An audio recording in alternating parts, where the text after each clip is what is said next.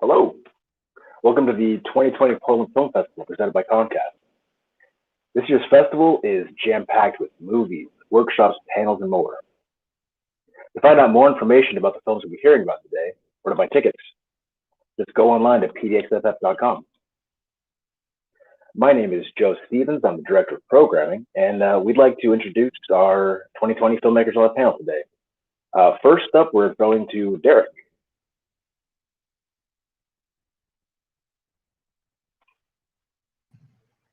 Hey, there I am. Hi there. How's it going? Pretty good. Want to introduce yourself, your film, maybe a quick synopsis? Hi, my name's Derek Willis. My film is called Dead Drop. It's about a young hacker who's going around to his network of dead drops only to find that someone has started putting some very interesting videos demonstrating their crazy art and looking for a friend and confidant in it, in their works of art, basically. And that's a fun. That's pretty good. How did you come up with this idea? How did this come to be? It was it started with that idea of the dead drops. I had this idea years ago. I had heard about an actual thing. People have been going around for years, cementing USBs into walls around cities all around the world. I think somebody in Europe started it, Germany possibly. And it just, that kind of concept, I was like, that's an interesting thing to play with. And so I had that, and I had never really built a story around it. And then another idea, like using it as a thriller horror piece, kind of came in. And so I kind of put this idea of this crazy kind of serial killer uploading videos and torturing this guy who's a hacker who thinks he's got all the control, and turns out he doesn't, and someone is kind of not coming after him, but looking for a friend, and ultimately does come after him. So I will say this is one of the more disturbing films I watched. Good. That's that was kind of our plan. We really, I mean, my intent is to hope, because he travels around the city via bus, watching these videos on his phone, and it kind of this sense of what are other people watching on their phones just out in the world. You never know what they could be seeing. And so that was kind of, we were hoping it was a little disturbing. How'd your actors feel about their performance, their portrayals? I mean, I think they loved it. I know the two main actors really got into it. Our killer was amazing. She did a great job with all of our crazy dialogue that she has, and really embodying it. And so did Bryson Black, our lead actor. And hacker, he really did such a great job of getting into the mindset of the character so much, and especially towards the end, he really gives an amazing performance in his final scenes that I was really impressed by. So it was a lot of fun, and certainly a challenge in so many little ways. What kind of challenges did you have making the film? Well, I mean, the entire film was shot on a cell phone. Actually, we shot the whole thing on an iPhone 8, with some caveats. The outer scenes were shot using DJI gimbal, cell phone on a gimbal plus Moment asymmetric lens. And so it adds a more cinematic feel to it, and doesn't just look like a cell phone. But that, and then our killer basically was shooting in selfie mode, vertical, and as though she was doing vlogs while she was killing people. And that provided its own challenge, because we had to, how can we do special effects while all in one take, basically, and how can we shift those and make it fit. And so those were some of our challenges, besides also shooting pretty guerrilla in downtown Portland. Luckily in February we crammed it in and not realizing that everything would evaporate in a month. So Yeah. our ability to do anything. So luckily we didn't have to do reshoots. But so that in itself was an interesting challenge of how do we shoot running around the city, and getting away with that. So the shooting around the city must have been pretty challenging. Do you have any sort of like things just popping up that you had to a little bit, or just people commenting, talking to us, especially when we're filming on the bus, because we were just on a Sunday morning, we were taking the buses, and just riding around filming the lead actor looking at his phone, and even with just as minimalist as we could with a cell phone it's still on a handheld gimbal and with a lens, and we're still we still stand out on a bus on a Sunday morning. So people want to talk to us and ask us what's going on, what are you doing? And so it's like, luckily there was in those scenes, there's no dialogue. So there's nothing for them to really interrupt. It was just up to me and Bryson to stay focused on what we were doing and keep going. So. Any fun stories from set? Not really, except if you're gonna embed corkscrews into someone's body, you have to have a good plate to mount it onto so it doesn't fall. These are things you learn. Well, even if they're made out of very, very thin plastic, like prop plastics, they still have weight to them and they want to fall. So that took us a whole day to try and figure out how we're mounting a whole bunch of screwdrivers into an individual's body. So, yeah. Well, to give a preview of what the short is. Anything you want people to walk away? How do you want people to walk away feeling? I think we said it earlier. I mean, it's that a bit of disturbed and also questioning what are other people watching on their phones when we see everyone walking around a city or a bus, wherever in the mall. What are they looking at? What are they watching? Could they be watching something similar to this? I mean, is it disturbing? Is it not? Is it mundane? Who knows? All right. Well, thank you, Derek. Can you remind us what block you're in? I'm in the Pit Stop block of Portland Films. Screening all this week. Well, thank you so much. We can get tickets for Pit Stop at pdxff.com. Now, let's throw it to our next director.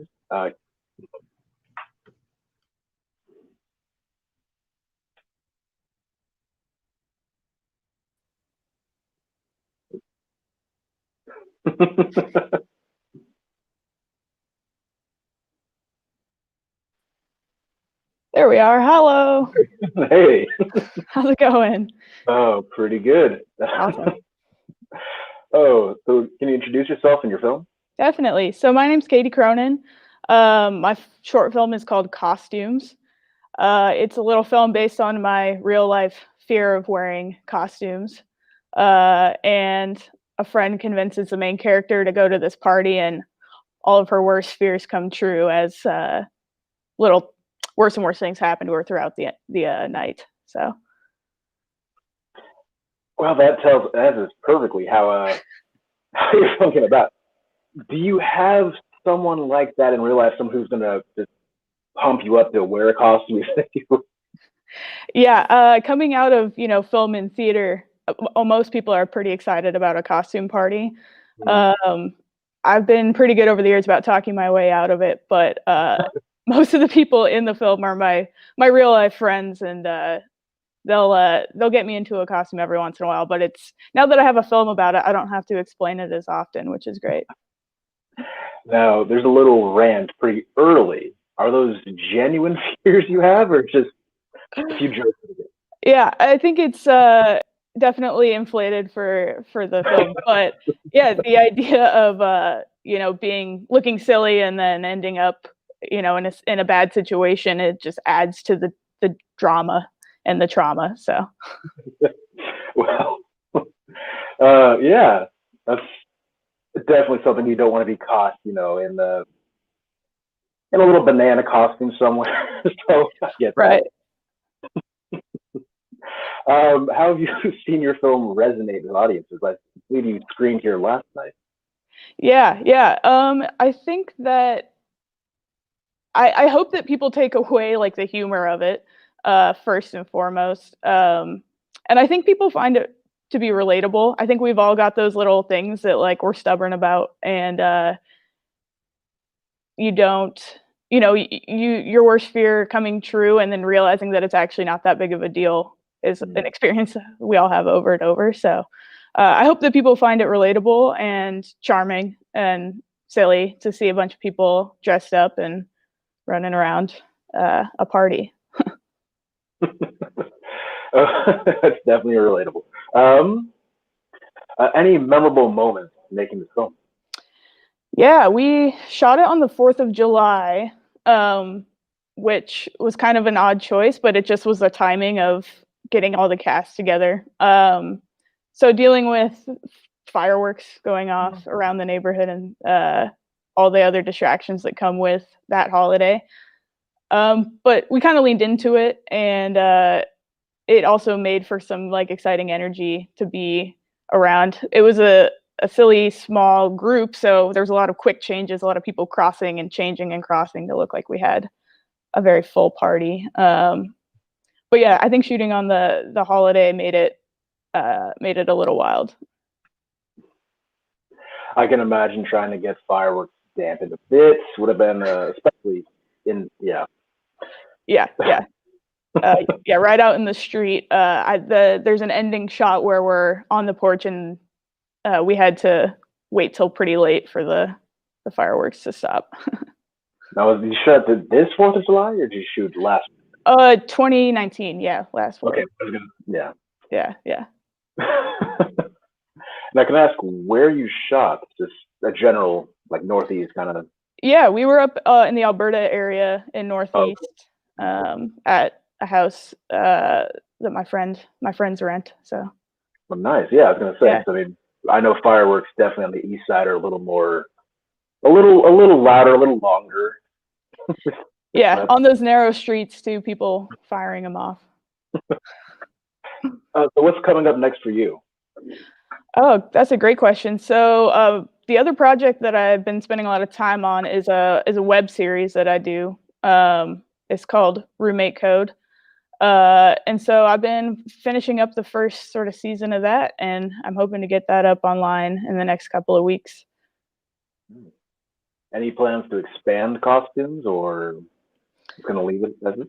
Yeah. I'm just glad that Costumes has its life here at the film festival. I've submitted it around it, and it's gotten good reception, so I'm pretty happy with it. I do think that there's kind of an interesting character that I would love to drop into another project. But yeah, for now, I'm just happy it's got its little life run here. Well, it was definitely fun to watch.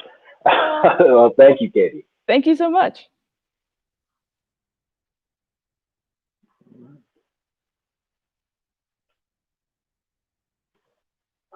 Go to our next director.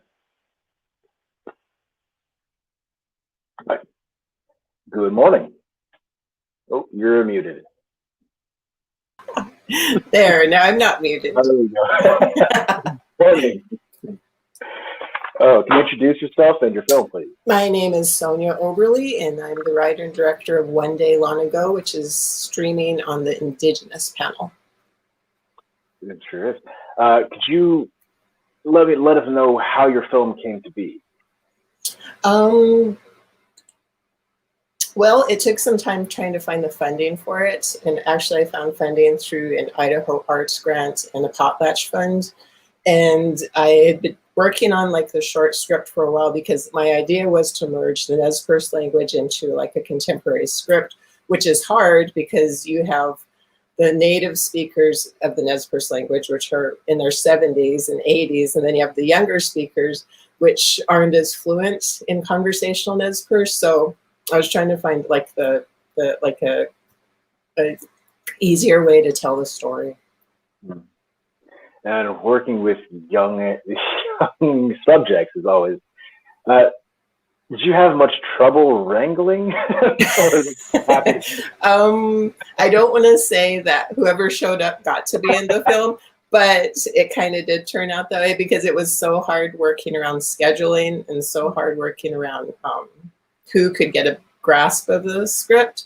So, but I think it really worked out. We had a couple kids step up and try. And again, this was like their first film experience. So it was like directing on camera as well as teaching language at the same time.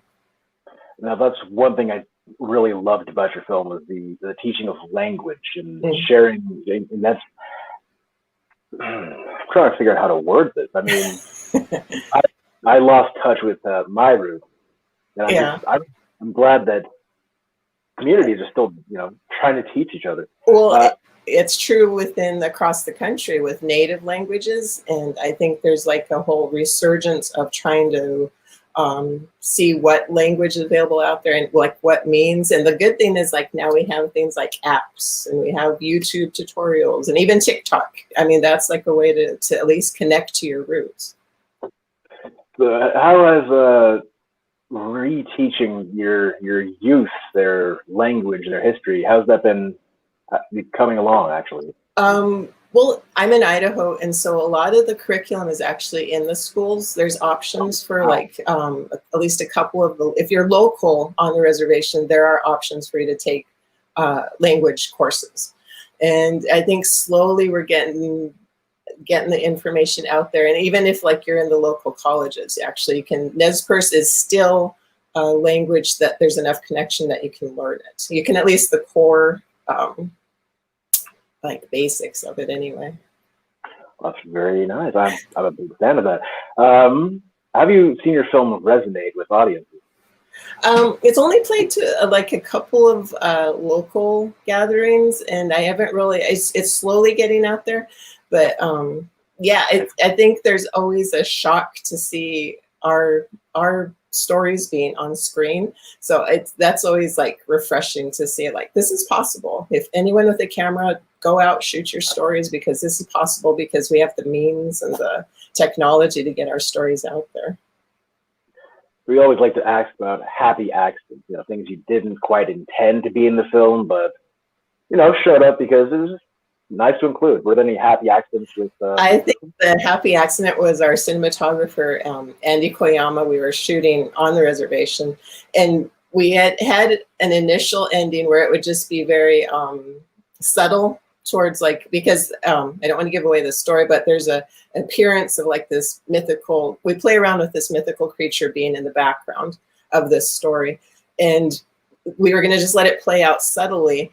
And then through the storytelling, like what if the storytelling takes like a left turn and we end up like in the contemporary world, and they just end it like at a deli buying food. And my cinematographer thought, that's cool. I like that image of like an elder just going to buy JoJo's or a breakfast burrito. So we thought, oh, okay, let's try that. So that was kind of a happy accident.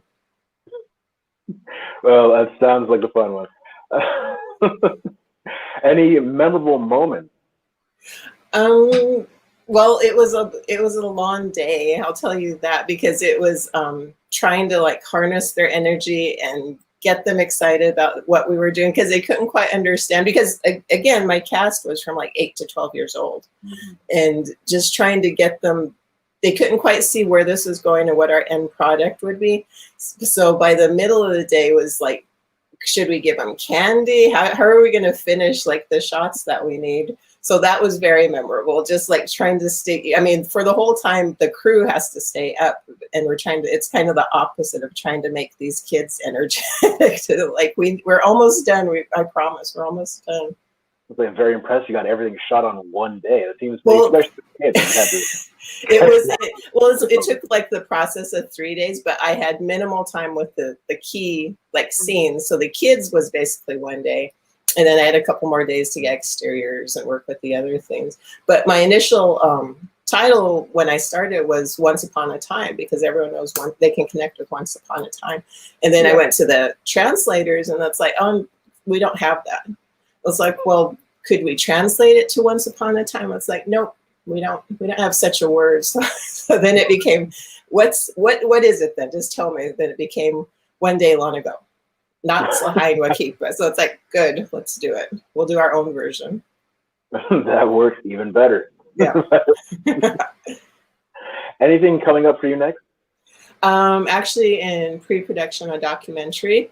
And again, it deals with Native culture, but it's kind of leaning towards like, do we have such a thing as feminism? Is there such a thing as Indigenous feminism? And kind of exploring that and see what comes about. Speaking of Indigenous feminism, the other day was, Indigenous Peoples Day. Yeah. How has the missing, murdered Indigenous women movement come into play in like recent, as far as Indigenous feminism? Yeah, and that's kind of where the jumping off point was for me, just exploring the topic, because we had heard so much of the darkness and so much of like what's being done, because we are basically even today still having a lot of unsolved cases and families searching for loved ones. And my idea was like, how did we get to this point? Where was the transfer of knowledge, and where does responsibility of self come in, and where does responsibility of tribe come in?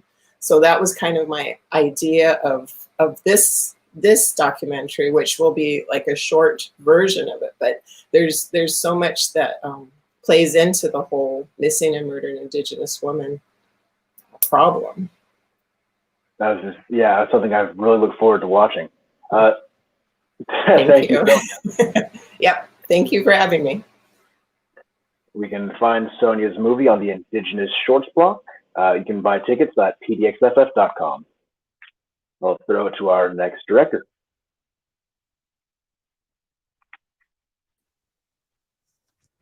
Hi. Hi.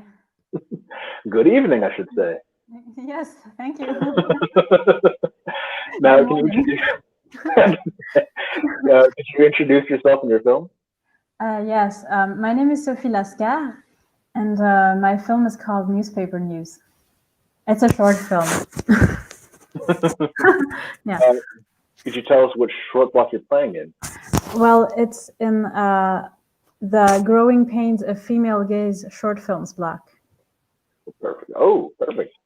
Could you tell us how your film came about? I mean, it's the animation really stuck with me, but how does your film come about? How I had the idea, you mean? Yes. Mm-hmm. I read the news a lot, and in my family we read the news a lot, and we read print newspapers, and so this whole digital medias and all these we were kind of overwhelmed with all this suddenly, and and also kind of alarmed with how information is not verifiable and everything. So I continue reading the printed newspaper and feel very concerned by everything that is happening in the world. So so I wanted to talk about this. Yeah. I'll say it was definitely a beautiful film, and it stuck with me all day after I finished watching it. How you can really get sucked into everything going on in the world, and how it's just a powerful film. How have you seen it resonate with people?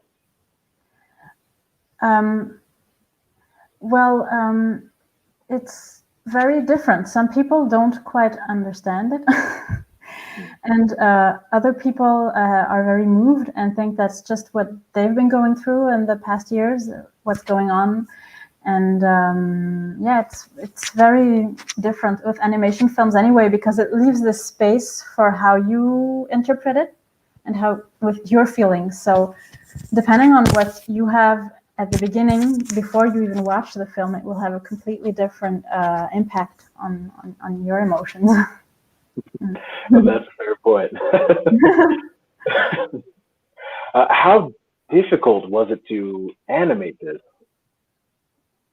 It was more difficult than I expected, because I wanted to animate everything directly with the paint, and then I had to go back a step and use traditional animation techniques on paper. to actually animate before and then make the coloration directly under the camera, because it was too much to handle the movement and the color at the same time. This can seem kind of obvious to most people, actually, but for me, I thought, oh yeah, I can do this. I'm easily just painting it and it's going to flow out, and it didn't happen like that. Yeah, so. I'm just all the more impressed that I figured it was done graphically, but that's old-fashioned. That's crazy. Okay. Did you have any memorable moments making this? Well, I think what was memorable for me was the whole project, because I did it at the same time as having my first child. And so I was also the whole writing process. Normally people write a film and then they make the film. And that wasn't possible, because after 1 or 2 years, I already started working on it, and I suddenly changed my point of view about the world. And also there were a lot of changes. Imagine, I started writing the film, Obama was president, and I was like hoping it was going to be all right. Everything's going to be all right in the world. We're going to like handle all this stuff. And then, wow, and then 2 or 3 years, it was kind of like the end of the world, you know? So my hope was fluctuating constantly when I was writing the film too. So yeah, anyway, yeah. Well, that's what do you have coming up next? I'd like my next film to talk more about more intimate things, and my relationship with my grandmother and the things she transmitted to me with plants and healing. So it's going to be a much calmer and down-to-earth film, I guess. It should be a welcome change from. Yeah. Well, thank you, Sophie. Thank you. Remind us again what block you're playing in. So it's in Growing Pains, a female gaze short films block. Well, thank you so much. And then we can buy tickets on pdxff.com.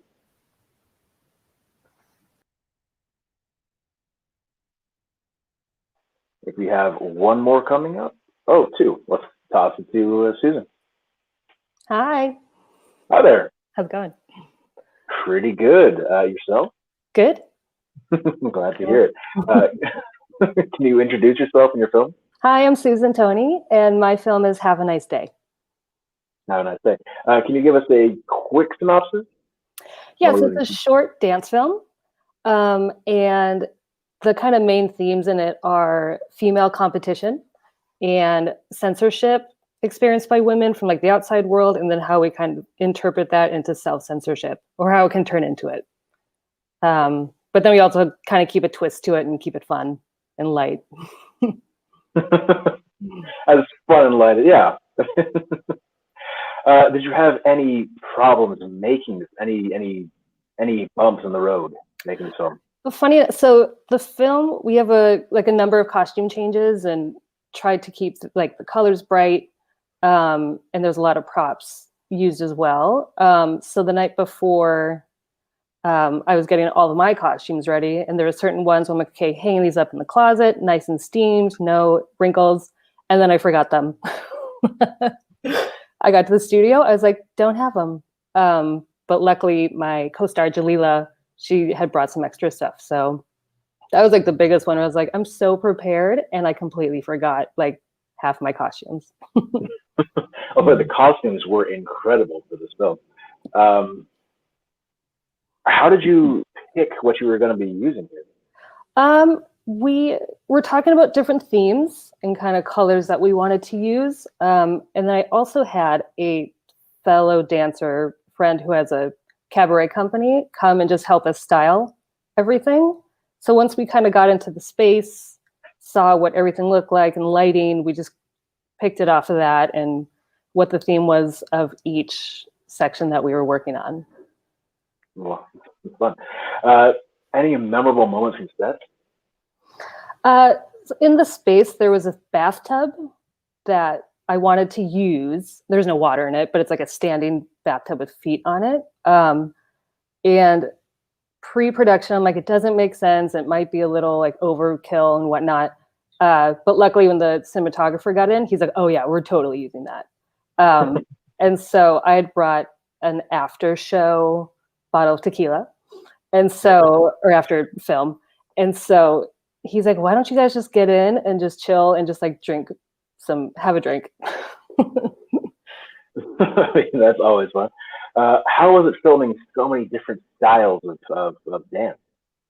It was good. I mean, I'm a dancer, brought up as a dancer. And Jalila and I had danced in a company together for about 5 years. So we know each other really well. I know what style she's good at and like how we dance together. So I've had a few previous dance on films that are a little more modern-y, a little more serious. And I wanted to keep this one kind of upbeat and use some footwork. And I love house club dance. So that's kind of where it started. I'm like, oh, I want one like that. And so finding the music and using the footwork and getting into it. Yeah, I just kind of went with the music, like follow the music, let it show me where to go, that kind of thing. The music definitely inspired. So that's very interesting. I have a musical background, so hearing that music was the inspiration for this. Oh, yeah. That's okay. Okay, I like that. What do you have coming next? I'm just getting back in the studio since places opened up a little bit. I finally can get back into a dance studio and start playing around, working things out. My husband's also a musician, and so we've talked about collaborating. So we're just trying to get like a home setup for his recording, and seeing what we can do at home while we have to. A home studio setup. That sounds interesting. Do you want to include your husband in like a next film? Yeah, I mean, we're talking about it. I think it'll take some time, just to get used to recording and getting like the master really sounding really good and that sort of thing. But yeah, we'd like to try it out. Well, that sounds like it'd be a fun project. For sure. Thank you, Susan. Yeah, definitely. Thank you. To remind us real quickly what block you're playing in? I'm in the dance and music video block of short film.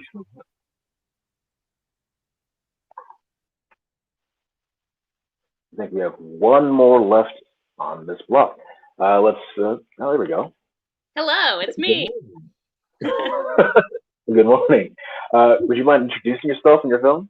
Yes, I'm Chelsea Gonzalez, and I'm the director of All the Wrong Things. All the Wrong Things. Could you give us a quick synopsis? Yeah, for sure. It's this is a very quick synopsis. It's a meet cute that takes place outside of an abortion clinic.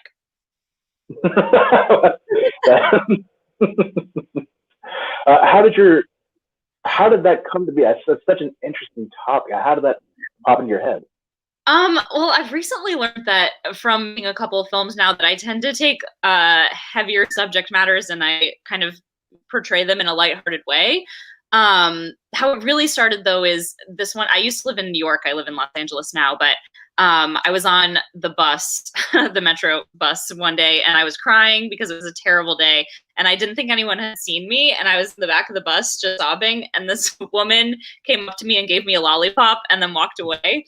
And I always remembered that I like saved the lollipop for like a year of, just the kindness of strangers. So I wrote it as well. I started just as a story about someone giving a stranger a lollipop, and it kind of just all came out. It was one of those ones I wrote in like 10 minutes and was like, I have to make it. Did you have any problems filming? Any trouble? I did. It's just a little issue. We filmed outside of Planned Parenthood, and unfortunately there were protesters that day. So we had a bit of a noise issue. So we ended up having to like kind of bargain with them about when they would be able to be loud and when not. Any happy accidents while you were filming outside of Planned Parenthood? Man, I don't know about happy accidents. Sometimes, it was all outside in a parking lot is where we filmed outside of Planned Parenthood. And sometimes just like the perfect car comes by at the right moment. And there was just this red pickup truck. It just didn't mean anything to the story, but I always love that moment when it drives by in the film. You love characters out of these just random cars popping by. That's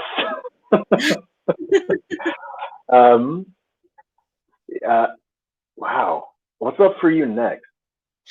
So quarantine's been kind of a nice, all the horrible things are happening, but I've at least had some time to write. So I've written 2 new feature films in quarantine, and one of them is really in line with this one. It's not the same story at all, but just as far as tone and all of that. So I'm kind of trying to use this short pair with the feature to kind of try and get money for it to make it. We'll see how it goes. That sounds so great. Thank you, Chelsea. Thank you for having me. What you're playing in?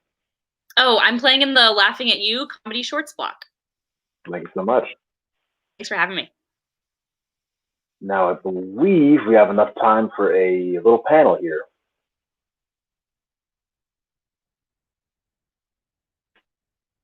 See if we can bring all 6 of our directors back in.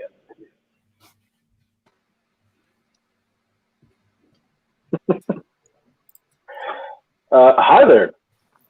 Welcome back. Hello. Oh. Hi. Can we start with Derek going back down? Reintroduce yourselves and your films. I'm Derek, Dead Drop.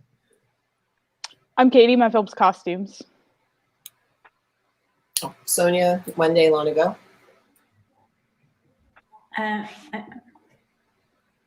I'm Sophie, Newspaper News. I'm Susan Tony. Have a nice day. I'm Chelsea Gonzalez, All the Wrong Things. Well, thank you all so much for joining us today. It's I know, especially for Sophie, I'm sure it's been difficult trying to find time to join us on this panel. It's just the weirdest hours. Time zones are a trip. Let's see. I don't know if I have any big questions to ask, so I'll just start with some fun ones. I asked 2 of you about happy accidents. How important do you think flexibility is as a director? Very. Start. Yeah, Very big. About how you've needed to be flexible, especially when you're shooting in the city. I mean, it's huge. I mean, directing is controlled chaos, and anything can happen at any point in time. So you have to be as open to, you plan out as best you can, and then when it falls apart or whatever, you just go on with it. You roll with it, or you make changes as best you can. I don't know. No. Yeah, I think you have to know when it's time to move on from a shot or a scene, especially if you're on a time crunch. I had a scene in the bathroom in my short that it's maybe 5 seconds long, and it took us a couple hours to just get the timing right. And at a certain point, it's like, we're just gonna have to make this work and move on. And it ended up being fine. But you can't hold anything too precious when you're on a time crunch.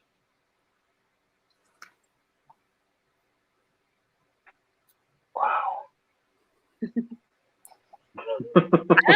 I have a little lesson that I learned from mine.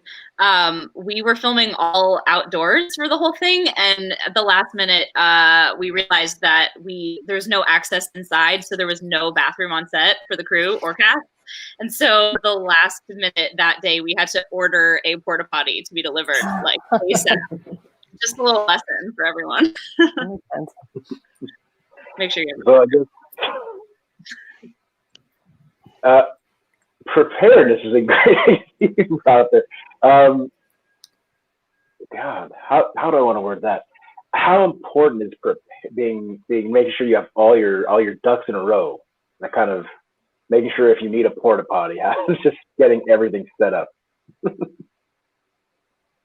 Yeah, I mean, for me, being a dance film and coming from dance, I'm all about rehearsal and whatnot. So, again, my co-star Jalila, since we dance together, is just finding rehearsal time for each other or with each other. She's a lawyer, so trying to get her sometimes, she's like, I can't come. So we'd have to just deal with what we had already set and just kind of improv on top of that once we got together. But that was one thing with knowing her, I could trust her freestyle. So I just knew that she'd be able to fill in the the spaces that we couldn't quite solidify in rehearsal beforehand. See, I'm also a big fan of rehearsal. I'm not flexible. I'm not the person who can just react to fireworks in the background. I just I guess we'll do one-word answers real fast. In one word, can you describe how you want people to feel about your film?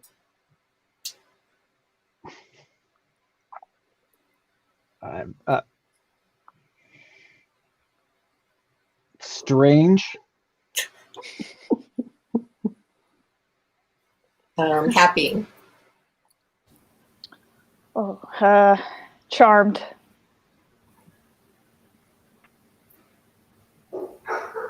Open-hearted, if that counts as one word. You can throw a hyphen in there, it counts, sure.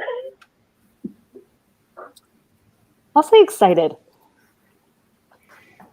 Connected. I like that.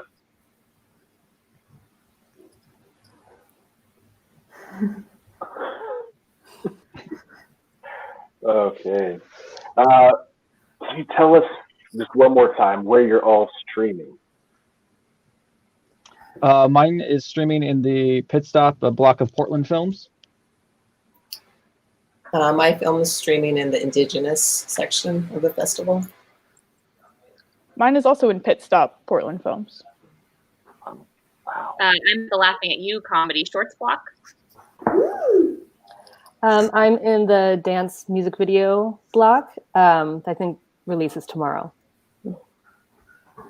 And I'm in the Growing Pains of Female Gaze short films block. Oh, I want to thank you all for joining us this morning. Thank you. Thank you. Thank you. Thank you so much. You can buy tickets for all of their films on pdxfs.com. Yeah, I'm not sure if we have our next round of directors ready to go. No?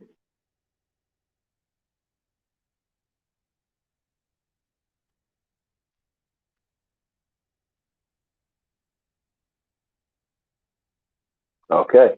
We'll have a few clips to introduce a film here in a second. Thank you for staying with us.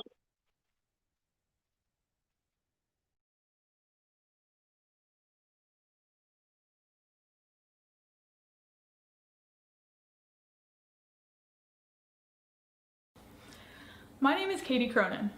I'm a writer-director based out of Portland, Oregon. My short film, Costumes, is based on my real-life fear of wearing costumes, and we made it with a small but mighty team based here in the Pacific Northwest. I hope you enjoy my film, and I'd like to thank the Portland Film Festival for screening Costumes and all the wonderful films here at the festival. You are going to drive very slowly to Jess's house. You are going to walk efficiently to the door. Enter the party, shot, shotgun, boom, confidence. You just have to set yourself up for success.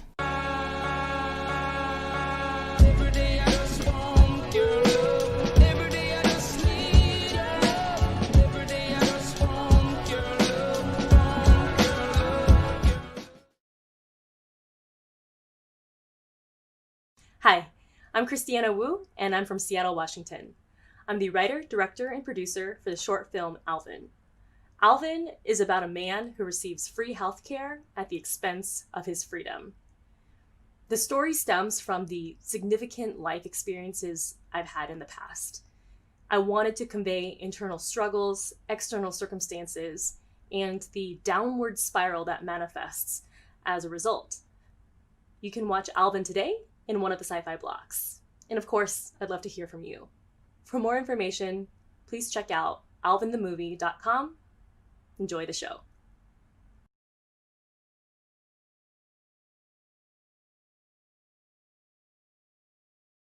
Hi, my name is Hunter Arthur. I'm the director of A, and I'd like to say thank you so much for watching my film. I'm located right now in Scottsdale, Arizona during this pandemic. It's where I'm from. I graduated from Arizona State University.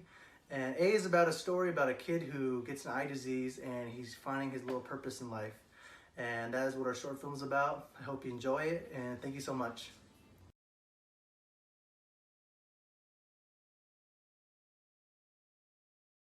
Hi, my name is Jackie Party Scripps, and I directed the music video for K. Astra's Softly Tread.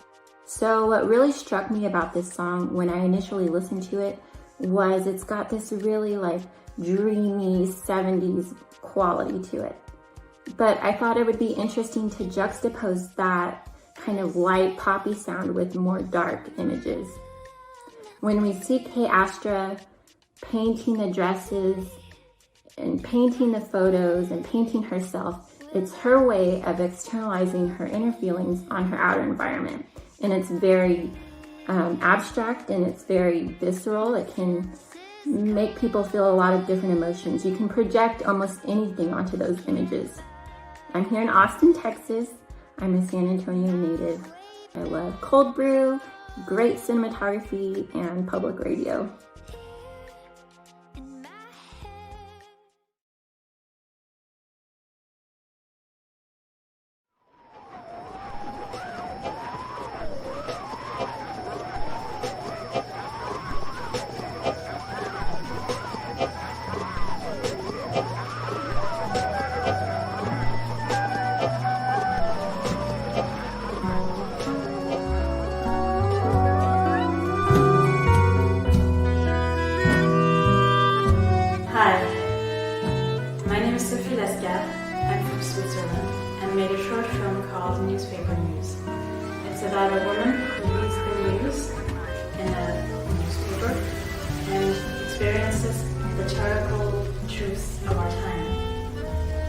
It's also about my relationship with the news and how I still try to find hope even if all these terrible things are happening.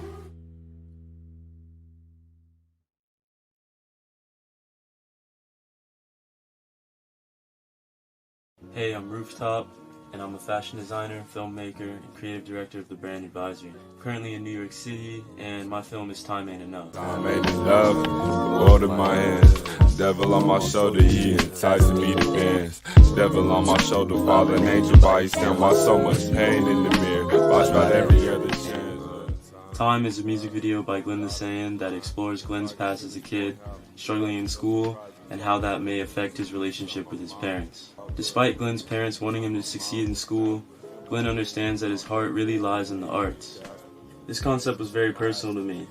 As I was writing this treatment, I was contemplating dropping out of school because I knew that the only reason why I was there in the first place was to appease my parents. I ended up staying in school, long story short, and I don't necessarily recommend dropping out to anyone, but did make for a good concept for this video, so shout out to that. Here's Time Ain't Enough. Enjoy.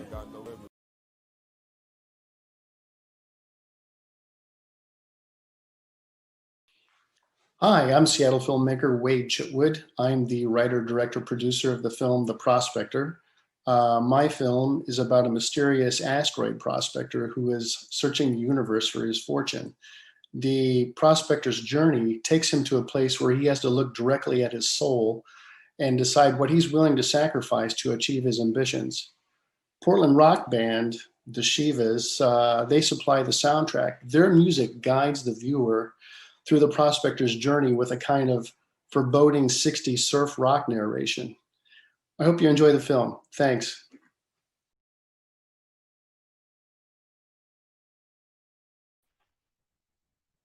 Welcome back.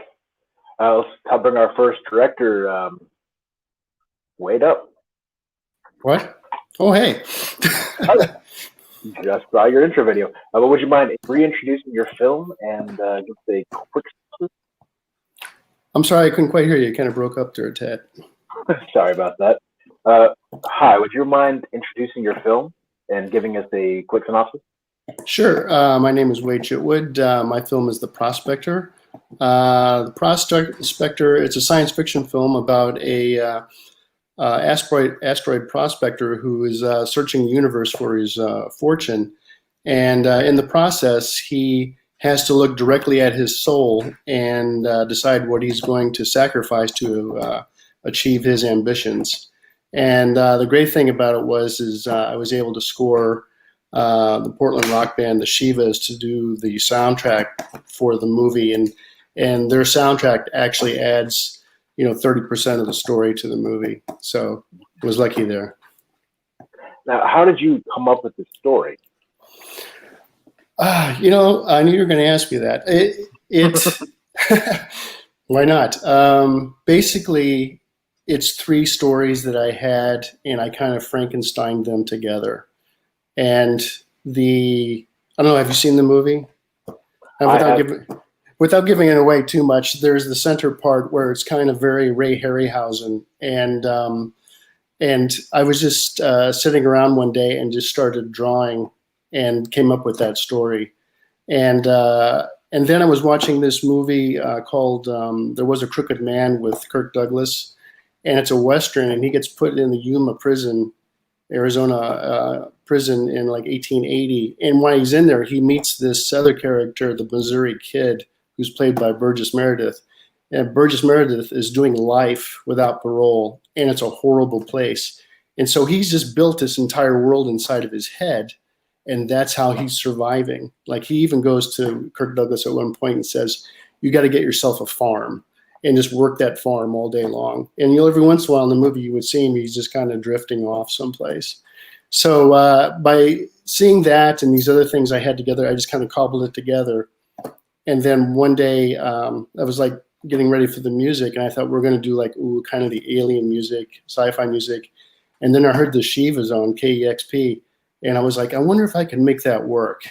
And I approached him, and Jared, who's the leader of the band, he's like, yeah, sure, go use the music. And I was like, oh, great. So I made it work, and it turned out fantastic, I think.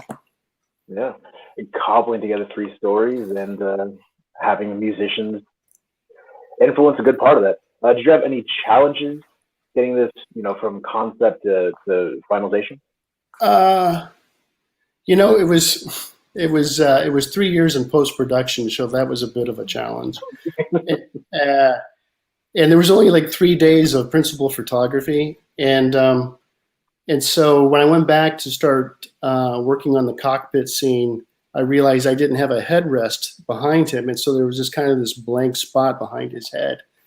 And so I called up the actor and I said, hey, man, can we shoot that again? And he's like, no, I don't want to. And I'm like, okay. So I went through frame by frame and digitally put that headset in there. So that was probably the most challenging thing about putting it together. That's just being hard-headed is what it is. Do you have any memorable moments, your favorite moment instead?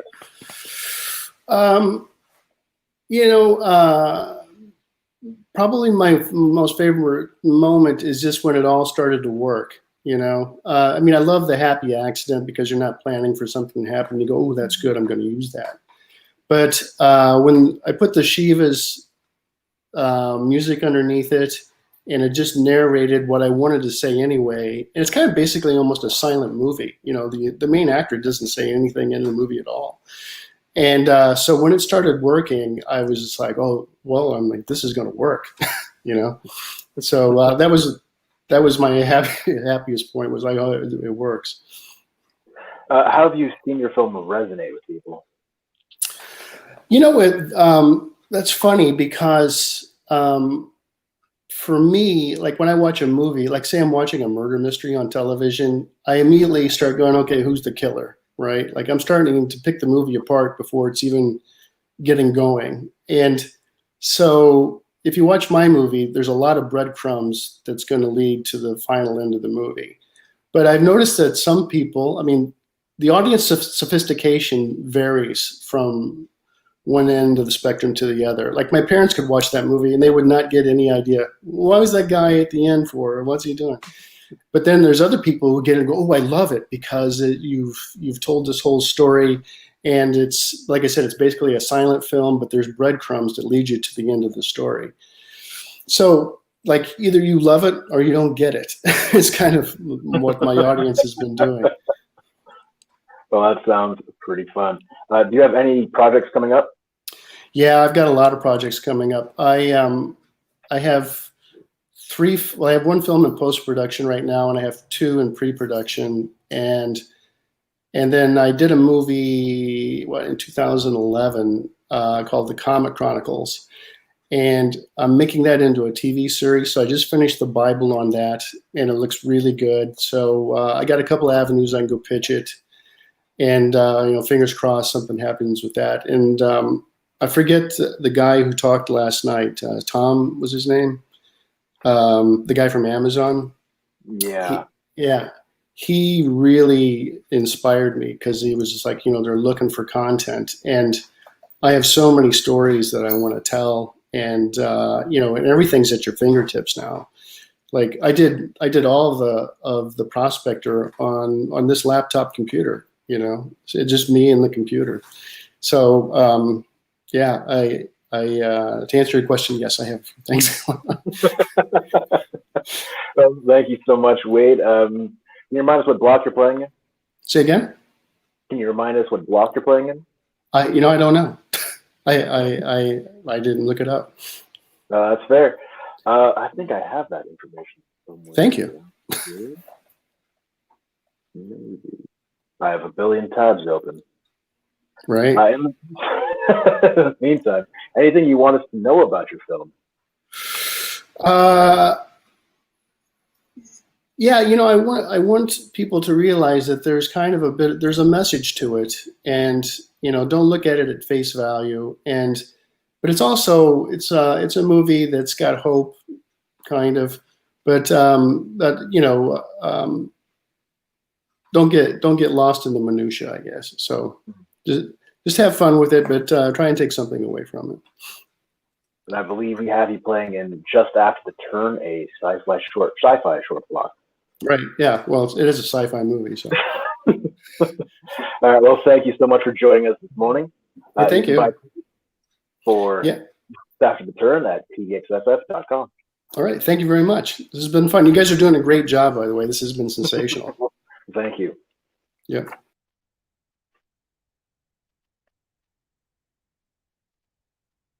Okay. Let's toss our next director on it. Good morning. Morning. How you doing? Doing pretty good. Would you mind introducing yourself and your film? Sure. My name's Jed Rapp Goldstein. I live in Los Angeles, and I was the writer, director, editor of After Class, a short film in the In Reverse short section, I believe. Perfect. Well, thank you so much. Could you give us a quick idea of what your film's about? Yeah, so this film is something I made with a friend of mine who is an actor in India, and we went to school together years ago. And we did sketch comedy back in the day together, and had stayed in touch and wanted to make something. And he's been successful as an actor out there, and I've been writing out here in LA. And he's always like, "Come to India, man! You got to come out here and make something." And so that was sort of the germ of it. And I went out last December for a month, and we'd sort of been batting around an idea that was sort of loosely based on his life there, where he teaches, and had centered around this story of a teacher in Goa, which is this sort of escapist region of India for many. It's actually known for its like bachelorette parties and things like that. There's some funny movies titled Goa that, we were considering titling this film something around Goa, and it was like, that might mean something different in India than it means to American audiences. But yeah, we've been batting around this idea, and essentially landed on a story that really resonated with us and where we were at in our lives, about a teacher who sort of lost his own path and his lessons and where he was going, and essentially gets challenged by a student of his who kind of calls bullshit on his class and himself and what he's really living, and it kind of tumbles from there. But your two leads definitely had big attitudes. How did creating these characters, how did they come about? I think creating the characters came from the actors. I was lucky to have a really close relationship with both of them, and they're kind of heightened versions of themselves. But we really did want to, through both the writing and the filmmaking, want to stick to our own personal truths as much as possible, whether that was, in the actual line or what was happening, not so much, but in terms of the attitudes and the emotional reality of it, we wanted to be, you know, sourcing from things that we'd felt and had, you know, thought about and talked about. So it was a really great collaborative process in that sense, and that we were kind of always had each other to fall back on, and it wasn't like I was out there on an island, you know, like, what do I want them to say? What do I want them to do? I could always, you know, have the conversation with them, which is, you know, always a much more rewarding and fruitful experience as a director, I think. Now, shooting overseas is interesting. Do you have any difficulties? Oh, I mean, yeah, we did it about as bootstrapped as you can imagine. So, yeah, when I showed up in India with this idea to shoot for 3 days, and had my friend come in last minute as a DP, and Andrea flew out from the lead, and who plays Alice flew out from LA as well. You know, we talked to some friends out there of Tanmay as our lead and producer, who were like, "Oh, you're going to shoot a short in India in 3 days? Like, good luck with that. You know, we'll see how that goes."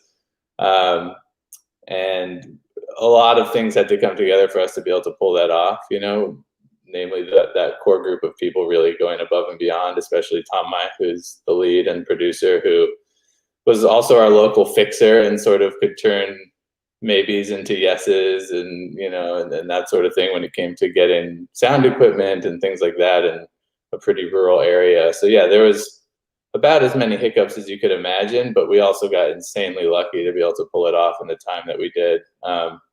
And actually shot a lot more than what's on the screen, which was, you know, a fun challenge for post. But yeah, it was really all hands on deck effort, and I love those types of filmmaking scenarios, because you don't do that a lot in LA. It's usually much more buttoned up. You have a script supervisor, you have, you know, 10 camera people, you have this, that, and the other thing, which is also great. But when you can't afford that, or you're often someplace that's really, you know, you don't have the opportunity to pull that together, it's fun to see what you can come up with as a little group. Awesome. Great. Did you have anything memorable happen to you while you're over there?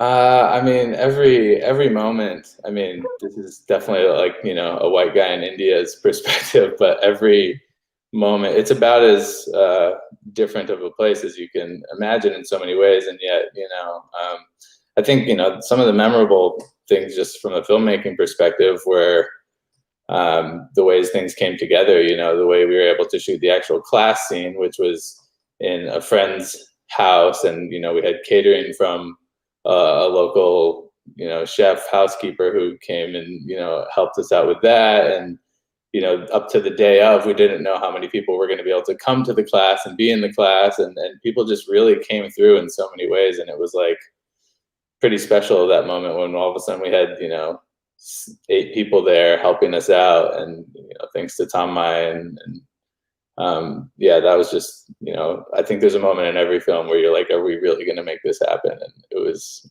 that moment when we started shooting the class day that it was like, okay, I think we can do this. So yeah, that was pretty special. So your film is definitely a relatable one. How have you seen people react to it?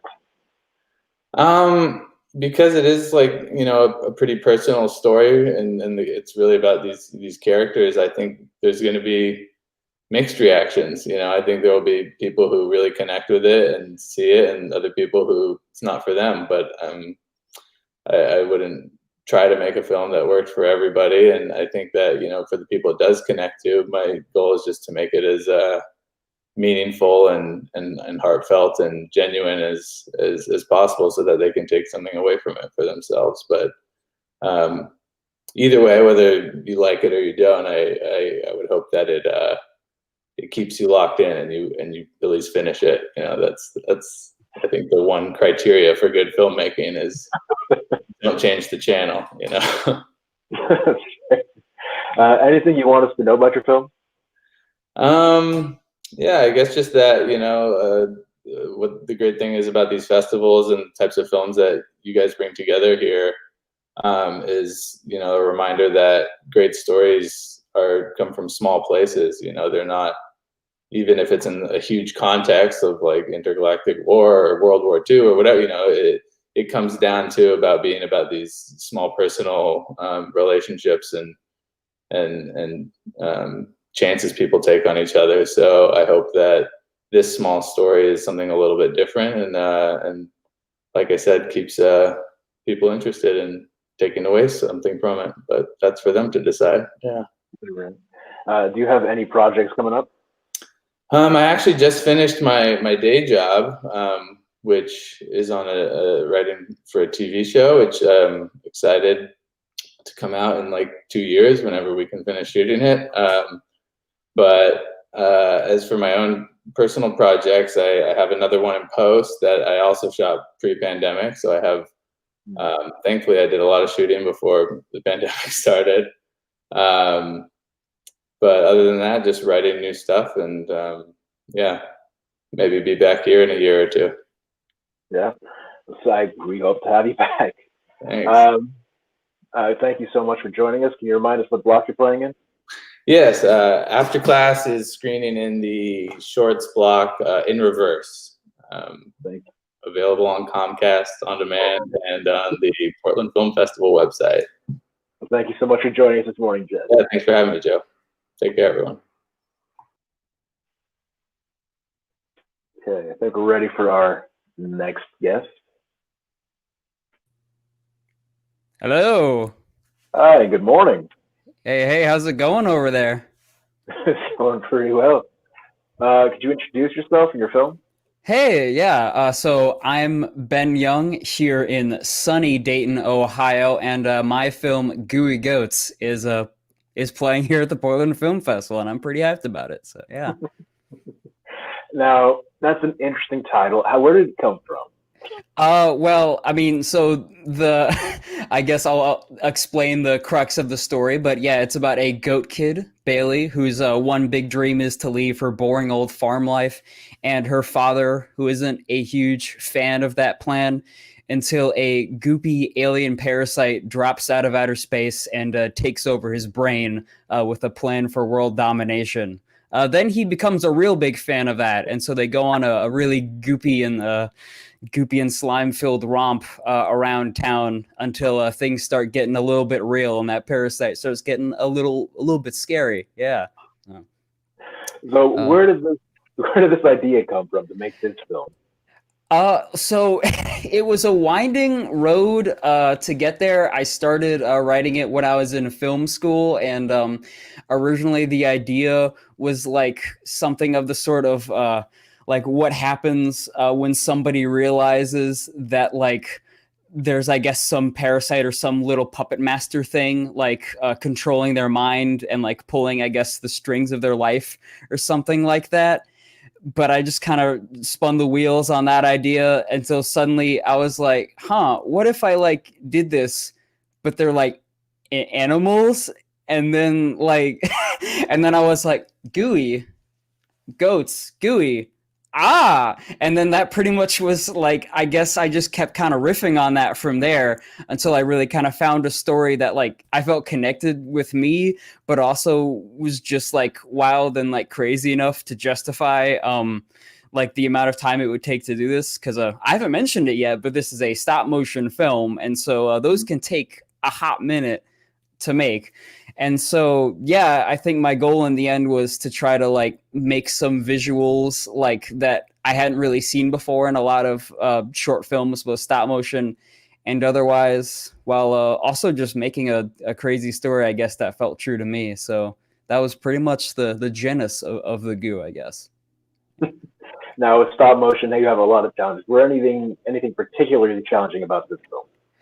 Well, this was, I'd say, I would say, I am for sure, it is by far like the most, I guess, like ambitious and like huge film that I've ever made. Like most of the films that I had made before, you know, they were, they could be complex and like, you know, several minutes, but I would usually spend, you know, max like a month or maybe a month and a half or something like that on there, just because I was always a big fan of like quick rapid fire projects and stuff like that. So this was the first time that I was like, okay, I'm gonna sit down with a decently long script and a fairly like complex world and really, I guess, just pan that out for a while. So I mean, like I started animating about this time last year actually, and then I pretty much filmed through the winter up until well, like up until this past April. And of course, in the middle of that, the pandemic and all that stuff happens, which I'm sure every single person has mentioned so far as being a problem.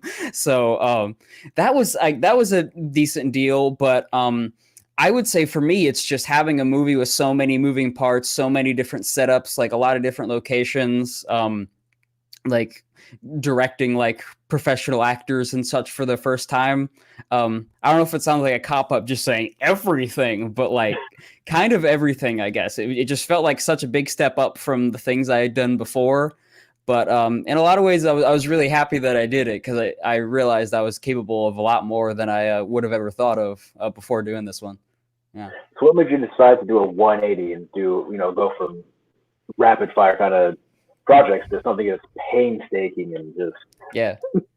I think it was probably just doing those for so long. I think you're just like, I want to switch something up. And I feel like usually that's how I kind of go with each project, is like, I want to have something in there that I haven't done, like, or accomplished, or like played with before, just to kind of like, mix things up, because you're going to always be spending a good amount of time and soul and like mental years of your life on these things. So you might as well mix it up, I guess. But the genesis of it was as like basically being my thesis, like sort of graduating film from college. And so they always, I guess, the sort of not the pressure of it, but I don't know, usually the idea is like, oh, this is your big film, so you gotta go big on it. And so I think that, I guess, just sort of gotten there, is that I wanted to just do something different. But yeah, I don't know. I think I just like, this was the first time where I had written like a longer script like this, and just kind of felt like, yeah, I really like get this. I don't get bored with this after like a week, 2 weeks, a month, 3 months of like working on the script or something like that. So I think it's just like, a lot of the times it's the quick stuff or the smaller projects that really hit me and make me want to go. But this time it was a larger one, and I was like, wow, okay, so we're gonna do this for a year. All right, let's go. Sure. Like, yeah. So with a project this interesting, how have you seen it? How have you seen people react to it?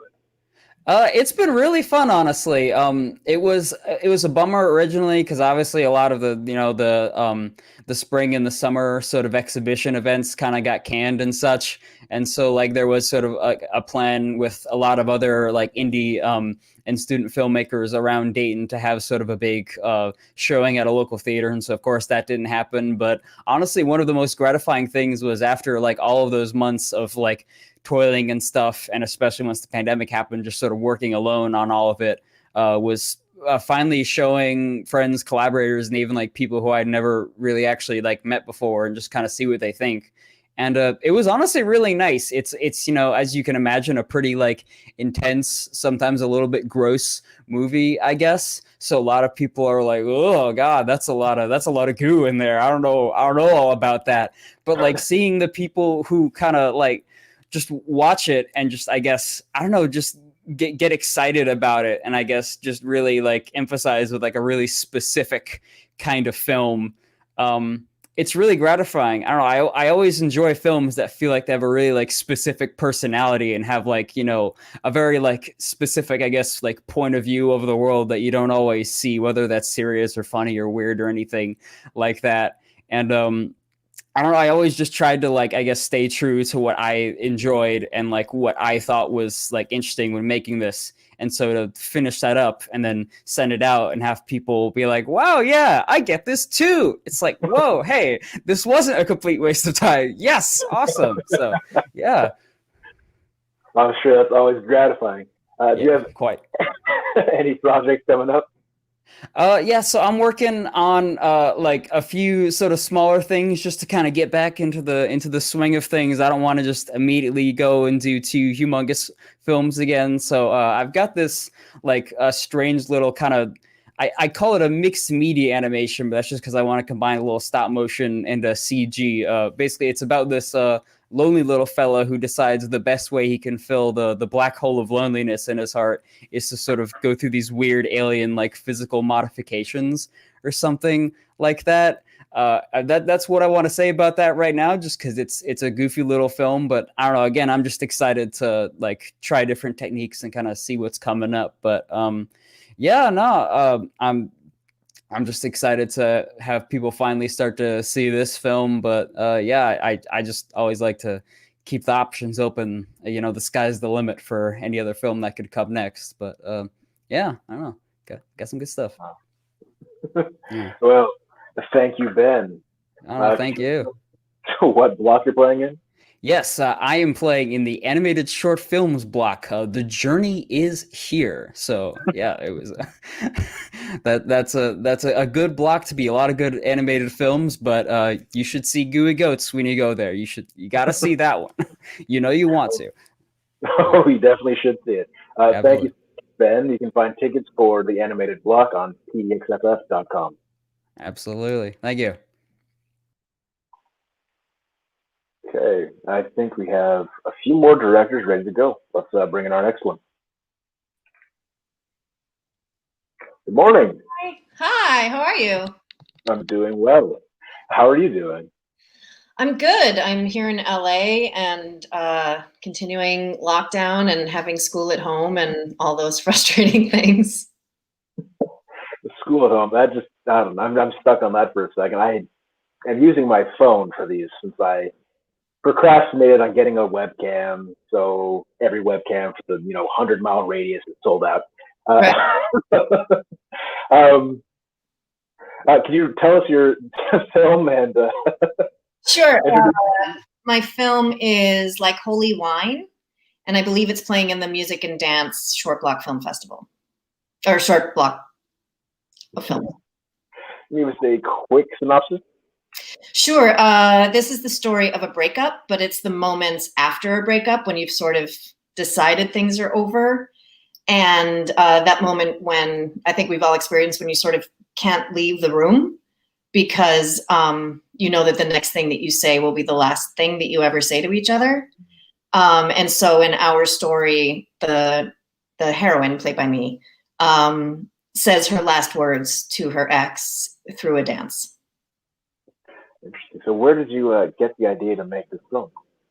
Well, I'm an actress and a filmmaker and a dancer. And I was having lunch with my friend and mentor, Jay Duplass. And he said, I really want you to make something where you completely fall apart, like a terrible day in a woman's life, but I want you to dance in it. And so I sort of started ruminating on that, and I was having some friends going through breakups at the time, and I was thinking of, even though I'm married, I was thinking about my own breakups in the past, and it sort of grew out of that. And then the first person that I reached out to was one of my producers, Destiny Stewart, and she said, let's not talk this to death. I apologize, plane noise. Hold for plane. And she said, let's not talk this to death. Let's actually get things really moving in this, for this to actually get made. Let's not talk about this for a year and forget. So with that sort of vote of confidence, then I reached out to my dance teacher, one of my dance teachers, Melissa Shady, to see if she would choreograph it. And then another one of my dance teachers, Kristen Campbell Taylor, to be the executive producer. And then another one of my dance teachers, Nathan Kim, to be the cinematographer. So with that team, then it came together pretty quickly. Did you have any challenges, first conceiving and then shooting? The story came pretty quickly. I wrote it on, I think, August 26th, and we shot it October 26th. So it was a fast turnaround in terms of starting to write it. The biggest challenge for sure, because of my production team, a lot of things came together really easily because they were just aces and so helpful and very good at their jobs and very, very kick-ass. But on the day of shooting, because I was directing it and I was acting in it, and I had this 4.5-minute dance to shoot all in one day, I got injured. I got injured pretty bad filming it. If you see it, there's a part in the dance when I slide across the entire floor on a blanket on my knees. And I had, done it 50 times in rehearsals, no problem. It was fine. And then on the day, I think because I was exhausted, I was considering, we had worked really hard on the actual choreography of the camera. So because my cinematographer is he's a dancer, he's a choreographer, he's a dance teacher, we actually choreographed his moves just like a dance as well. But 10 different passes. So I was really thinking he's got to pass me like this and I have to go like this. And I just started thinking about how many steps are before the blanket. And then I missed the blanket and I slid across the floor on my leg. And I did that twice in a row.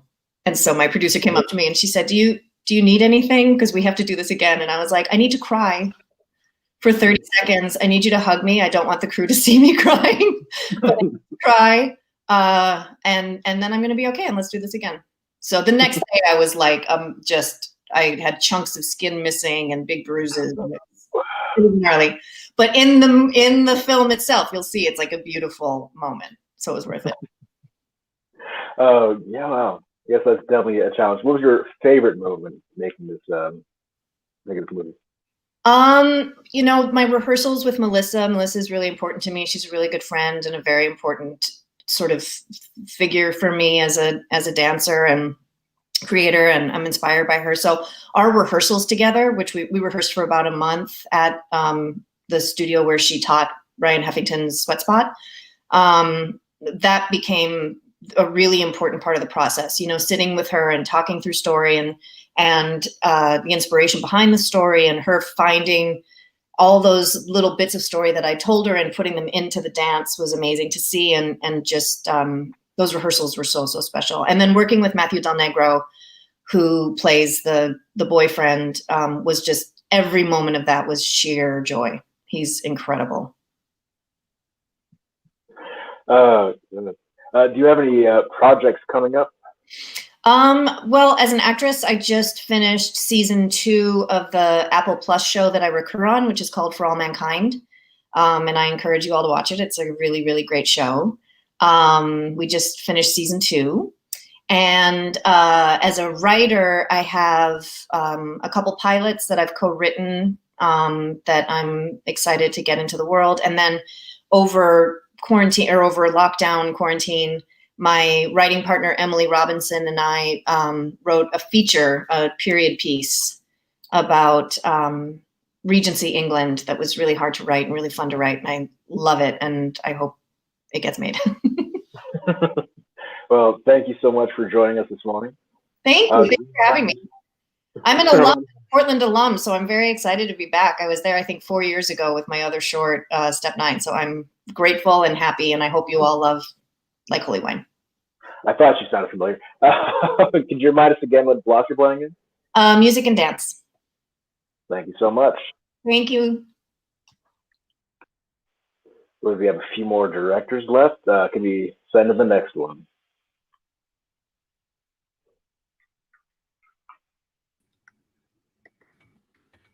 Hey, how's it going?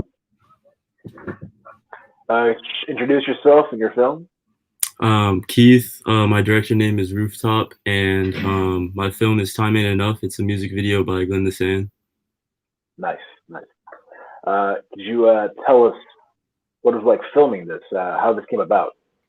So the music video is a video about younger Glenn who is struggling in school, and his mom doesn't really like that at all. So just showing their relationship, and the way it came about was basically I was contemplating dropping out of school at the time when writing The Treatment, and I was just trying my best to find a way to convey those emotions to my parents. So I pretty much made the film for my parents to watch and understand like my brain and why I wanted to pursue my career in the arts. I like that.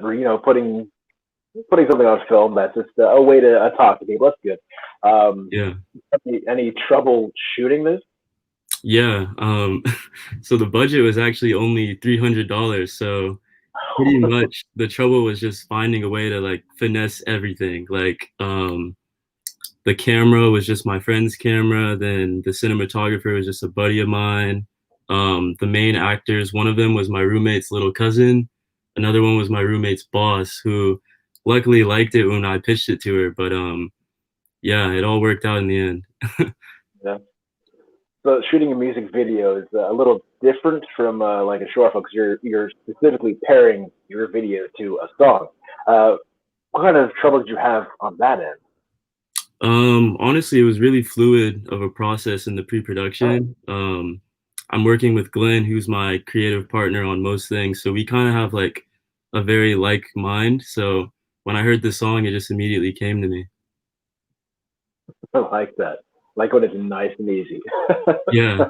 Do you have any memorable moments from set? Oh yeah, definitely just working with Sean. Sean's like he's the main character, he's the younger guy. It was my first time working with someone who was that young, and it was also his first time doing anything in any capacity of film. So it was just really fun to learn the ropes with him. Nice. So working with a younger actor, that can be a challenge. Do you have any problems like getting him, keeping him focused and Yeah, most definitely. But he always came through when it was time, but we definitely had those moments. Let's see. Have you seen reactions to this to your video? I mean, has anyone? How have people reacted to it? People like it a lot. I've been told that it was really inspiring to some people on their journey. So yeah, it's been a really cool reaction. Any projects coming up? Yeah, so I'm also a fashion designer, so I'm working on directing a runway film for my next collection, and we're shooting that next week. So I've basically like all quarantine, I've just been developing the collection, and it's time now. And also along with that, I'm in pre-production for another music video right now. So anything you want people to know about your film? It's streaming now. Remind us one more time what short block you're playing in? I believe Music and Dance. Music and Dance. You can buy tickets for Music and Dance on pdxff.com. Yeah. Thank you, Keith. Yeah, thank you. I believe we have one more director. Hey, good morning. How are you? I'm doing well. Yourself? Not too bad. It's great to be here with you today. Well, thank you. Thank you for coming. Did you mind introducing yourself and your film? Sure. So I'm Patrick Norman, a filmmaker based here in Los Angeles, and my film is Full Circle, which is the story of breast cancer survivors who replace their scars with beautiful tattoos. How did you get the idea to film this movie? Yeah, it's funny. Like one of the wonderful things about being a filmmaker is you just really have no idea where your next story is going to come from. You're just kind of constantly inspired by things. And the documentaries I've done in the past have been on a variety of subjects, from high school sports to architecture. And breast cancer really wasn't on my radar. But one day I just happened to read an article on the subject. And you get those moments in life where your sort of filmmaker spidey senses start tingling and you start realizing there's something that's really cool about this subject. And, I'd never heard of mastectomy tattoos before. But once I did, it just sort of struck me like, of course this makes sense. This is an obvious thing. And as I started just chatting with some of my filmmaker friends about it, including one who was actually a breast cancer survivor, she said to me, nobody knows about this. And when I went through my surgery and my reconstruction, it would have made all the difference in the world that I known about it. It would have made me feel so much better. They're giving me something to look forward to. And so it was kind of at that moment that I realized that there was an opportunity to really use filmmaking to do good and to raise awareness for this really awesome art that's taking place. Good. Yeah. Did you have any problems shooting, especially if you're dealing with this kind of subject with privacy? Yeah, I mean, any production you have is going to have its challenges. That's kind of the fun of filmmaking. But when it comes to privacy in particular, this is such sensitive subject matter. And, as a dude going into this, I was very aware of sort of like my place in the production.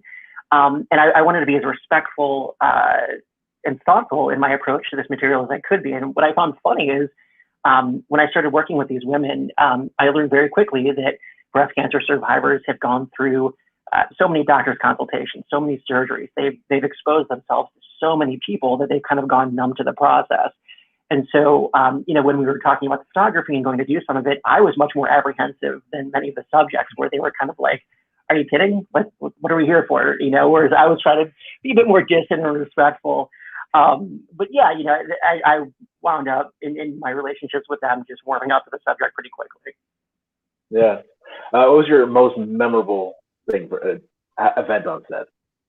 Oh my goodness, we were blessed with quite a few, and I got to say that for me, consistently, the most powerful thing that I saw was just the reaction these women had after they had gotten their tattoos. These are women who, in some cases, been years away from their surgeries, and so they've had to live with that sort of new normal of their body image, and they sort of adjusted to it. And so, you never really know how people are going to react when they see themselves after one of these tattoos. But each time, I mean, my goodness, it was, these moments were so authentic and so powerful and so beautiful. Each time they just broke down. I mean, these women were just, I've never seen a look like that on someone else's face. Just such emotion, such relief, such happiness. And so it was just a lot of happy tears. And I think to be able to be present to capture those moments for them, but also for the women that, we're trying to help, I think that was enormously gratifying and moving for me. Yeah. How have reactions from audiences and reactions from the subject, if they've seen a screener of it, how have they been? The reactions have been overwhelming, honestly. Even since the start of the project, it's, I got to say that of all the films I've worked on, this has been my favorite to pitch because, whenever someone asks me what my movie's about, I get to tell them it's about nipple tattoos.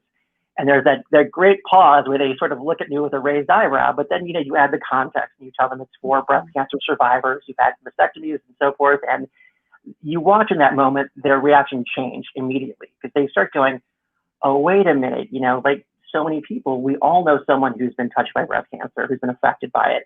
And so I love watching those reactions turn from sort of a quizzical sort of reaction to one of wanting to tell, your aunt, your sister, your cousin, your grandmother in some cases. You just want to share this information with someone because you think it might help them. So even from the pitching to the initial screeners, the reactions we've had have been hands down overwhelmingly positive. And it's been super encouraging for us as an indie film to come up with, an audience reaction like that. That's what we're after.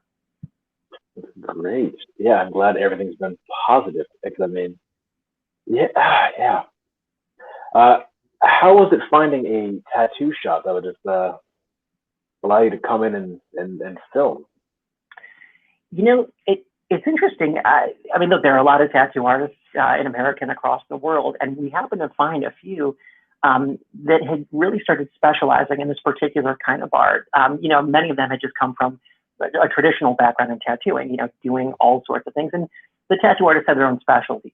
Some were more known for their colorful work. Some of them were more known for fine details and things like that. But they all started coming to various approaches to mastectomy art. And so they really started realizing the fact that they didn't have, that art didn't really have a lot of support. And so they wanted to kind of establish themselves in that space and create new environments for these women who were maybe not so accustomed to the traditional tattoo scene. So in these cases, we had been working with a nonprofit called P Inc., Personal Ink. Their entire mission is to connect women with these tattoo artists. So they were the first people we reached out to. And we said, look, you've got a great collection of tattoo artists that you're working with. Here's what we're looking for. And they were the first organization that kind of steered us towards some of the artists we might want to work with. Well, that's incredible. Do you have any projects coming up? Yeah, I've spent the bulk of my career in documentary, and I'm trying to now move back towards narrative filmmaking. So right now, as soon as we get through some of the COVID precautions and so forth, I've got a sci-fi project that's in pre-production. So we're looking to shoot that as soon as we can safely do so. And then after that, I've got sort of a modern day cyberpunk mystery thriller series that's in development. So those are the next few things coming down the line. Again, no clear line from mastectomy tattoos to sci-fi or cyberpunk stuff, but just again, stories that have themes that resonate with me and things that I think might be fun to bring to life. Well, it sounds very fun. Thank you, Patrick, for joining us this morning. Could you remind us where your film is playing? Sure. So we are on the shorts block. We are in the subcategory of I Am Found. So we've got 2 other great films screening with us. But yeah, you'll find us in the shorts block.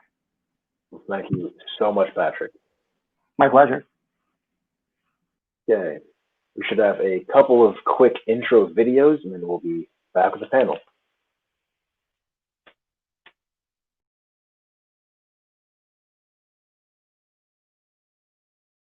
Hey, I'm Doug Rowland, writer-director of Feeling Through, coming to you from Los Angeles, California.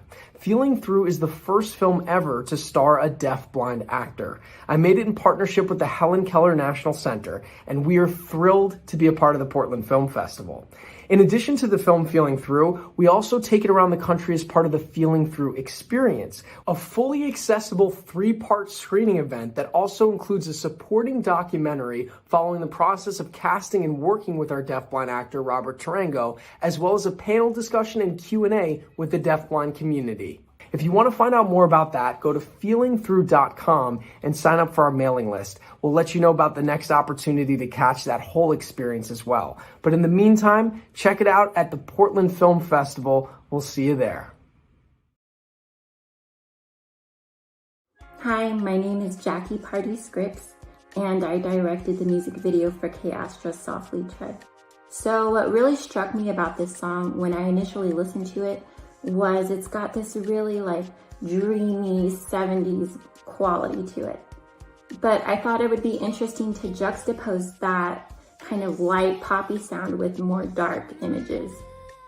When we see K. Astra painting the dresses and painting the photos and painting herself, it's her way of externalizing her inner feelings on her outer environment.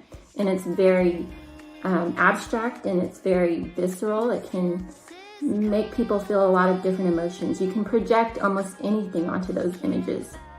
I'm here in Austin, Texas. I'm a San Antonio native. I love cold brew, great cinematography, and public radio.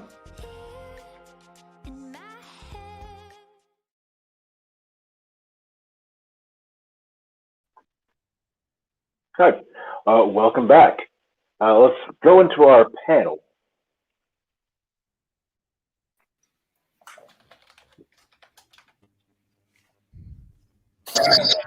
Hello again. Hey, everybody. And Reed, your film? We're getting a lot of voices here. Yeah. Oh.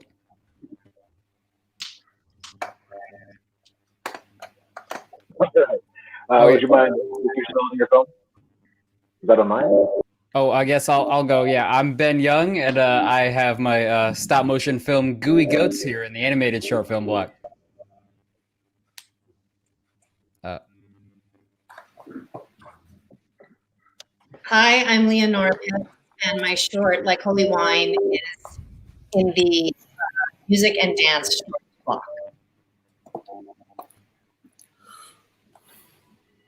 My name's Jed. I have a short film after class in the Truth block too called In Reverse. I'm Keith. I have a music video in the music and dance block called Time.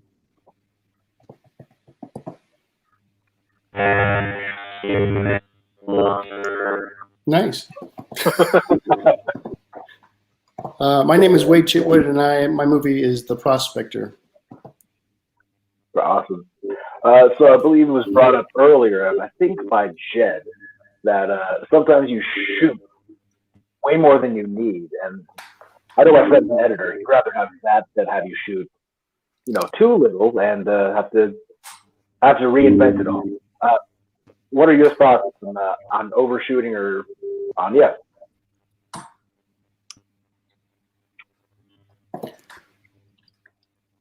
Well, I'll go. Can you hear me okay? It's all good? I shoot way too much. But because when I get in the editing room, I don't want to be caught short. So I've always found that having too much is way better than too little. Because there has been times I've had to manufacture shots, and that's not a lot of fun. So. For me, with animation and stuff, you kind of have to sort of plan out like exactly what shots you need beforehand, because with how much effort goes into like each setup, it's like if you realize later like, oh, I didn't need that at all, it's like, wow, I just wasted like, I don't know, 4 or 5 days or something like that. So I think for me it was just about like really just shot listing out like pretty specifically and just having a really good mental picture, and then just kind of having the, I guess, the feel to just like, I need to stick with that. I gotta like, I gotta trust what I was feeling in those sort of earlier stages, that, this is going to come together and that I'm going to like it. And so, and I think for me that was really helpful, and I feel like helped out the film. There were some times where I was like, maybe this extra shot here, but like, I think in the end, I guess for me, just, I had to plan it out and then just stick to that. We only had 1 day to shoot our film, so we really had to be super economical, especially because the half of it is this long dance. What we did do was we did the dance maybe 6,000 times with all the different camera moves that we had planned, just so that I could make sure that I had each piece that I needed and we could edit it together and be able to cut in it, so it wouldn't be sort of just like, one wide shot. We didn't do any wide shots, actually. Everything was on steady. So for us, we had to be really economical at the same time, get it over and over and over again. Yeah, I tried to be very economical. I had 3 days to shoot in India, where every location was like a real mission to get there and to get it without permits or anything like that. But I guess once you get to the editing room, it's like you have to forget what production was like and just be willing to throw out scenes that you really like, but maybe don't contribute to, the overall strength of the film. And I think my first cut was 32 minutes and it ended up being around 19 something. So yeah, we cut out a lot, but I think the film's stronger for it. And I still have those wonderful memories of those great scenes we shot.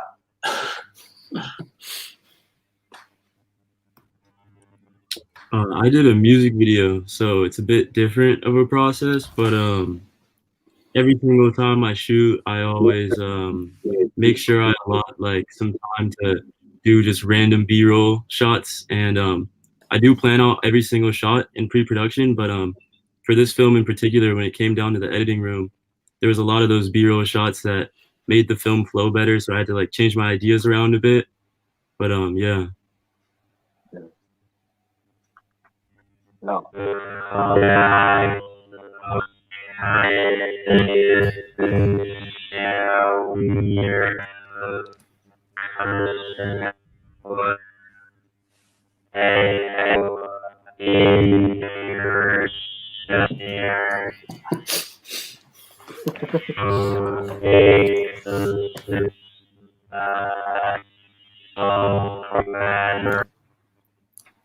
was very interesting.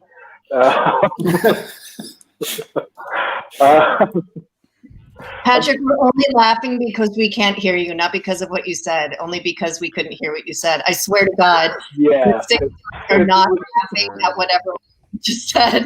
The film think we're a bunch of jerks. It was like you were like a smoker with the thing. The voice box, yeah. A little robotic. It's just very,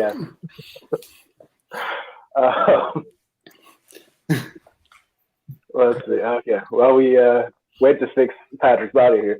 I think I said you have projects coming up that we're going to be, in production during this COVID pandemic. How do you plan on getting around all of that?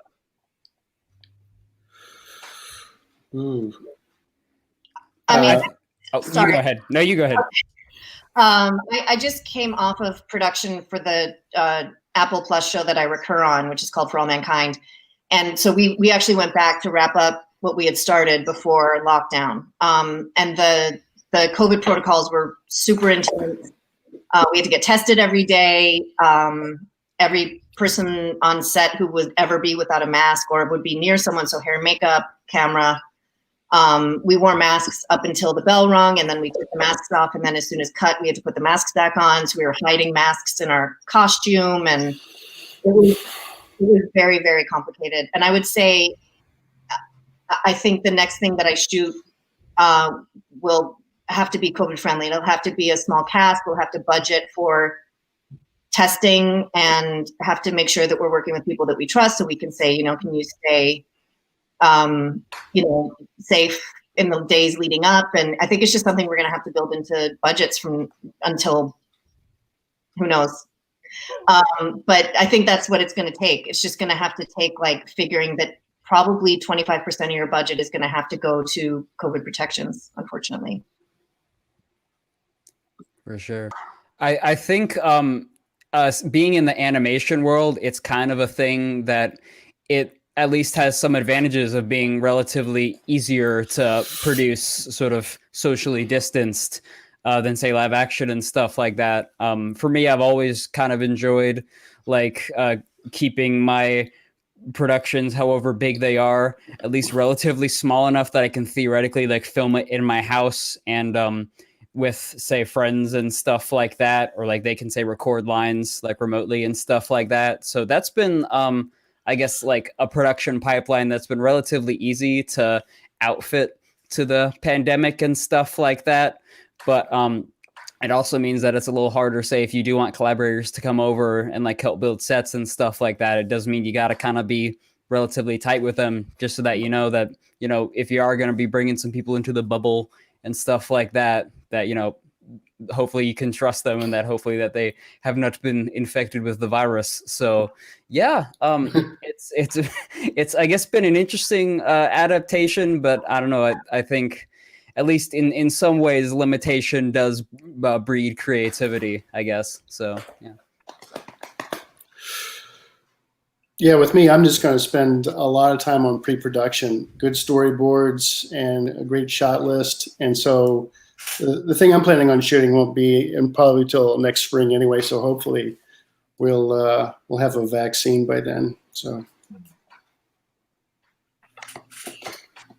Patrick, since you missed it, our question is about how you're planning on going forward with production during COVID. It's a great question, and I don't have a great answer. I hope my audio is working. Is it working now? You're good. That's outstanding. It's especially hard for us because the sci-fi project I was working on has a lot of action elements, a lot of fight scenes in it.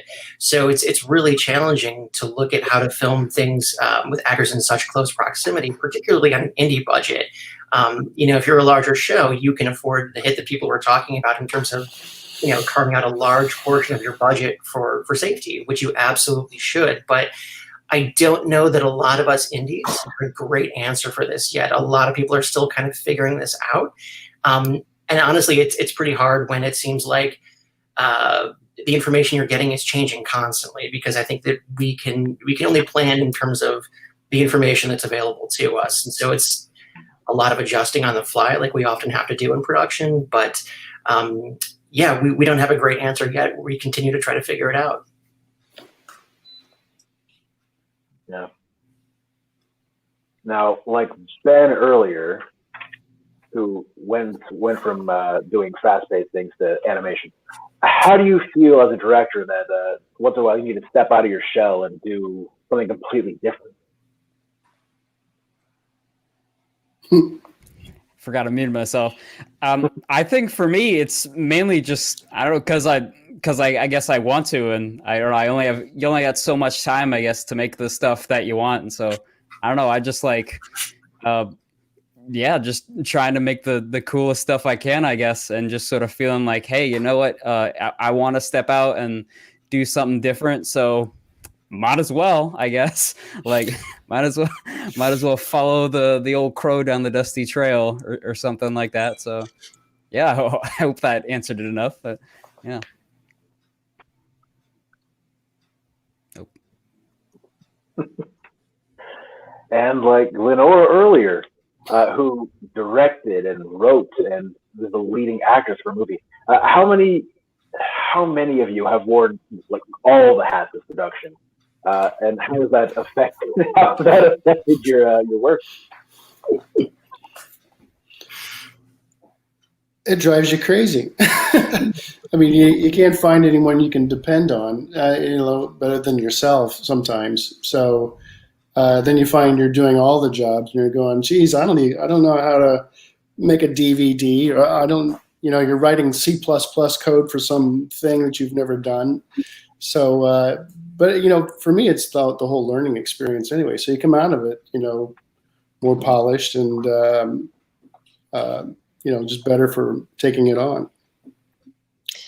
For me, it's huge if you're acting in something and you're directing it, to have the right team in place. So for me, one of my producers, Kristen Campbell Taylor, and my choreographer, Melissa Shady, were on set with us. And so during the acting part and the dance part, they were able to watch playback and then come to me, and I would just say, like, how was it? You know what I mean? And then I trusted them enough, more than enough, to say, that was great. I think we got it, or let's do one more. And so then I could talk to Matthew Del Negro, my scene partner, and kind of, work with him on the acting stuff. But I had so much trust in my DP, my choreographer, my producer, that, and my AD, Sarah Bullion, that like they were getting things sorted in a way where I didn't have to think about that as much as if in my other projects where I wasn't acting in it, I was directing.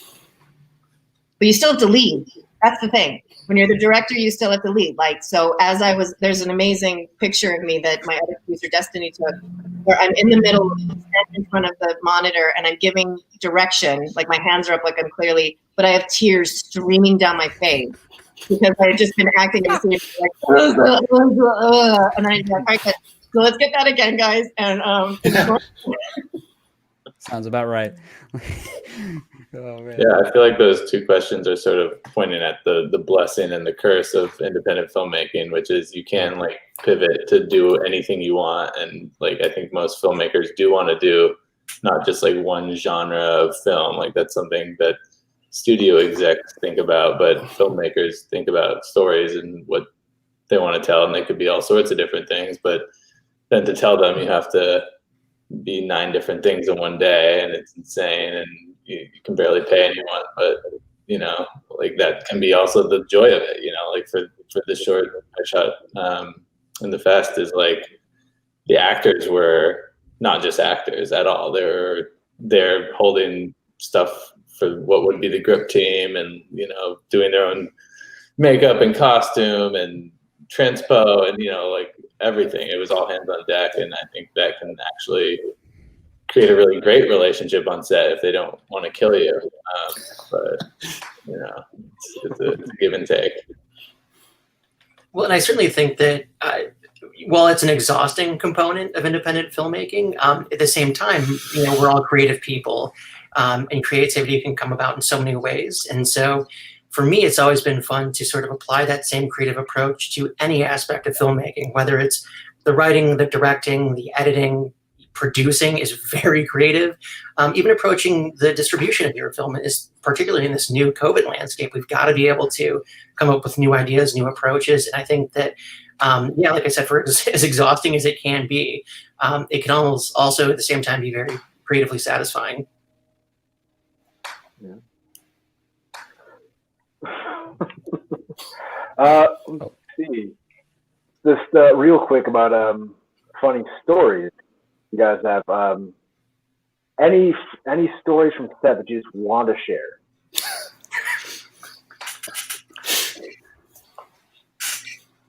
No. A lot of PTSD right now. We're just thinking, like, why do we do this? It's like so hard. It's so hard. Why do we make movies? Every time I make a movie, in the middle of it, I'm like, I fucking hate making movies. That's so real, honestly. Like, and I think, man, like for me, it's always just like, it's the tiny little, I guess, victories, the little like day by day victories, I guess. Like I remember, like I would say the hardest day was I was shooting this big. It's basically the big sort of reveal scene where the big alien parasite like pops out and goes like "Rah," and all this stuff like that. And going in, I'm like, how am I going to do this? I've never like animated anything that even remotely looks like this before. How is this even going to turn out like remotely okay? But like just sort of like getting in the zone and just like channeling that like absolute jitters and just kind of going straight at it and then coming out like at the end of like 2 days and just feeling like, whoa, I didn't even know like I had that even in me, like remotely, was like, yeah, this is why I do this. It's like just so that I can, I guess, like, I don't know, just show me or show other people or just show freaking whatever that like, I don't know, that sometimes you just got stuff in you that you don't even know that you had. And like when you figure that out, you're just like, yeah, this is dope. I like movies. Movies are cool. Yeah. That's a good way to put it. I told this in my one-on-one chat with Joe, but I got really injured making this movie in the middle of shooting the dance and during rehearsal before it. And so I was hopped up on so much Advil that I like timed out. So I was on like 800 milligrams of Advil and a shot of whiskey before I started dancing. And and then I got really hurt while we were shooting it. And like, as I was doing it, I was like, man, I have given birth to 2 enormous children with no painkillers. And like, this is like a little bit up there. This is like reaching that like stress level of like, can I get this done today? Am I ready to tap out? No. And I certainly think one part of this too is so many of us don't choose to do this. Like we just have to do it because if you knew so much of the like the frustrations and the hardship and the time and emotional and psychological commitment to filmmaking, nobody would do it. Like people would just run away from this experience. But I do it because I can't do anything else. Like this is just what I'm here to do. And you know, like especially with any production, you're going to have challenges. You know, in the case of our film, we had a lot, and I've been fortunate in my career that I think serendipity has always been sort of a silent producer in what I do because you're going into this stuff, particularly in documentary, where you're capturing authentic moments. You're capturing things in real time as they happen, and you don't get a do-over. You don't get a second take. So that adds a whole different element of pressure because you've got one chance to catch a moment, and that's it. And sometimes your whole project can hinge on those moments. So you know, I think about Full Circle, the film that's in the festival. We had a fire that was pretty crazy, it was my first time dealing with that. And the nutshell story is, you know, we were traveling to a bunch of different cities because our film was about mastectomy tattoos for breast cancer survivors. So often, you know, doing this on top of our day jobs in filmmaking, we would run off for a weekend and we'd wind up filming our subject for a day. And then we would spend the next day filming the tattoo. And that was kind of how our production rolled out. So we wound up going from Los Angeles to San Francisco. We had a great Saturday of shooting with our subject, went back to our hotel, threw our gear in our rooms, charged some batteries, went out to grab a bite for dinner, came back, and our hotel room had completely burned down. And it was like the night before our shoot. The long and the short of it was that apparently we learned, as you learn in filmmaking, that San Francisco has some pretty antiquated electrical regulations. And so charging the batteries for our camera was apparently too much for our hotel room. So here we are getting back to our hotel room, probably 2 a.m. We've got an early call time the next day. And we lost our card reader for our camera with all kinds of crazy stuff. And you know, you wind up with moments like that and you can go one of 2 ways. You can go, oh my God, there's no way we're getting out of this. We're just going to call it and go home. Or you can put on your independent filmmaker hat and go, all right, well, I've never been to San Francisco. I don't know anybody here, but I've got 45 minutes of card time before we've got to stop shooting. So that's the amount of time I have to find a card reader. An hour later, we had 2 and our shoot went off without a hitch, but it was just like, you get accustomed to dealing with those curveballs, you know, and it just makes you a bit more resilient, and it you know, gives you some good war stories, if nothing else. All right, we're running out of time here. Let's go down the line real quick. Name of your film, when you're playing. Wade Chitwood, The Prospector, playing in the science fiction short category. Gooey Goats playing in the animated short film block. See that good stuff. After Class is playing in Truth Blocks 2 in reverse. Check it out. Full Circle is playing in the shorts block. Oh, you made it. Sorry, like Holy Line is playing a movie. Timely Enough is playing in the music and dance block. All right. Well, thank you all so much for joining us today. Congratulations, and thank you for all your hard work on these films. They are incredible. Buy tickets for all these films at pdxfs.com. Do it. Thank you. Thank you. Thank you.